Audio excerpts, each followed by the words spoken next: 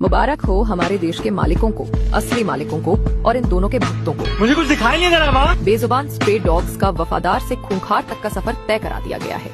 इस देश में स्ट्रे डॉग्स को अब तड़पा तड़पा कर मारा जाएगा। कल सुप्रीम कोर्ट ने अपने ऑर्डर में बोला कि educational institutions, hospitals, bus stand, sports complex और रेलवे स्टेशन से स्ट्रे डॉग्स को उठा लिया जाए और इन्हें शेल्टर और पाउंड में डाल दिया जाए। कोर्ट में मौजूद कुछ वकीलों ने विरोध में अपनी बात रखने की कोशिश करी, लेकिन उनको सुना नहीं गया। और सुना भी क्यों जाए?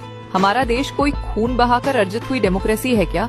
जिस सिस्टम ने एक बिलियनर के प्राइवेट जू के 1000 पाप इग्नोर करके उनको क्लीन चिट दी थी, आज उसी सिस्टम ने मासूम स्ट्रे डॉग्स को विलन बना दिया है। सुप्रीम कोर्ट बार बार इन स्ट्रे डॉग्स को मेनेस, रिस्क और हैजार्ड बोलता है। कोर्ट की भाषा में alarming frequency, grave concern, emergent remedial measures, repeated assaults जैसे फ्रेजेस बार बार इस्तेमाल होते हैं। ऐसा लगता है कि नेशनल इमरजेंसी आ गई है कुत्तों की वजह से। सुप्रीम कोर्ट ने 27 अक्टूबर की सुनवाई के दौरान बोला कि डॉग बाइट्स के इंसिडेंट्स की वजह से हमारी इमेज दूसरे देशों के सामने गिर रही है। ठीक ही तो बात है। हमारे देश में बलात्कार, राजनीतिक हिंसा, भ्रष्टाचार, धर्म और जातियों के बीच नफरत फैलाना, पॉल्यूशन, किसान आत्महत्या, नेचुरल रिसोर्सेज और वाइल्ड लाइफ का पूंजीकरण सब खत्म हो गया है। ऐसे अमृत काल में आ चुके देश का नाम स्ट्रे डॉग्स ही खराब कर रहे हैं। सुप्रीम कोर्ट की इस सुनवाई के दौरान जब एक काउंसिल ने स्ट्रे डॉग्स के साथ हुई क्रूरता के इंस्टेंसेस बताए, तो सुप्रीम कोर्ट ने जवाब में कहा, इंसानों पर हो रही क्रूरता का क्या?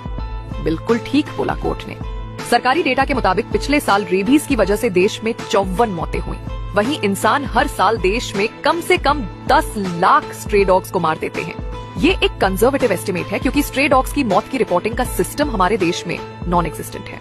असली फिगर मोस्ट लाइकली इससे कई गुना ज्यादा है। तो हाँ, क्रूअल्टी स्ट्रे डॉग्स कर रहे हैं इंसानों पर।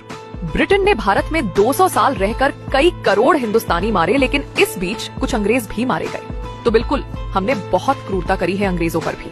अब इस बीच 3 नवंबर को राज्य सरकारों ने इस मुद्दे पर सुप्रीम कोर्ट में एफिडेविट फाइल करे। हमारे डबल इंजन वाली बिहार सरकार ने सबमिट करा कि वहाँ कोई एबीसी सेंटर है ही नहीं। हाँ, यहाँ 573 डॉग कैचर्स और 146 डॉग कैचिंग व्हीकल्स जरूर हैं। यहाँ 426 डॉग पाउंड्स भी हैं। बाकी स्टेट्स का भी कुछ ऐसा ही हाल है। ना इनफ एबीसी सेंटर है, ना वेट्स, ना इक्विपमेंट, ना इंफ्रास्ट्रक्चर। और फिर कोर्ट कहता है the implementation of ABC rules has been ineffective, और इसी वजह से अब उनको ये मेजर्स लेने पड़ रहे हैं। अरे लेकिन किसका काम था ये रूल्स इम्प्लीमेंट करना?